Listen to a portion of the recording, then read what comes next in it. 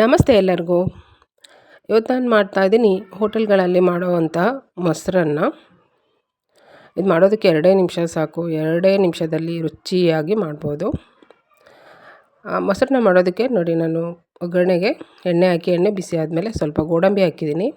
ಗೋಡಂಬಿ ಕೆಂಪಗಾದಮೇಲೆ ಸ್ವಲ್ಪ ಸಾಸಿವೆ ಮತ್ತು ಜೀರಿಗೆ ಹಾಕಿದ್ದೀನಿ, ಕರಿಬೇವಿನ ಸೊಪ್ಪು ಹಾಕಿದ್ದೀನಿ ಮತ್ತು ಖಾರಕ್ಕೆ ಬೇಕಾದಷ್ಟು ಹಸಿಮೆಣಸಿನ್ಕಾಯಿ ಹಾಕಿದ್ದೀನಿ. ಇದಿಷ್ಟನ್ನು ಸ್ವಲ್ಪ ಫ್ರೈ ಮಾಡ್ಕೋಬೇಕು.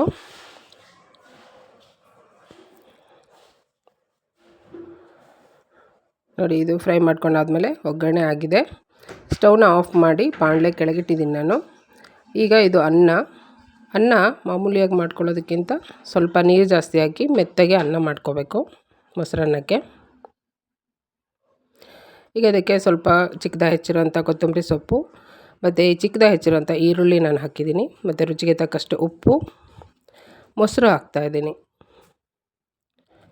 ಮೊಸರು ನಿಮಗೆ ಎಷ್ಟು ಬೇಕೋ ಅಷ್ಟು ನೋಡಿಕೊಂಡು ಹಾಕ್ಬೋದು. ನಿಮಗೆ ಹದ ಯಾವ ಥರ ಬೇಕು ಅಂತ ನೋಡ್ಕೊಂಡು ಹಾಕ್ಕೋಬೋದು.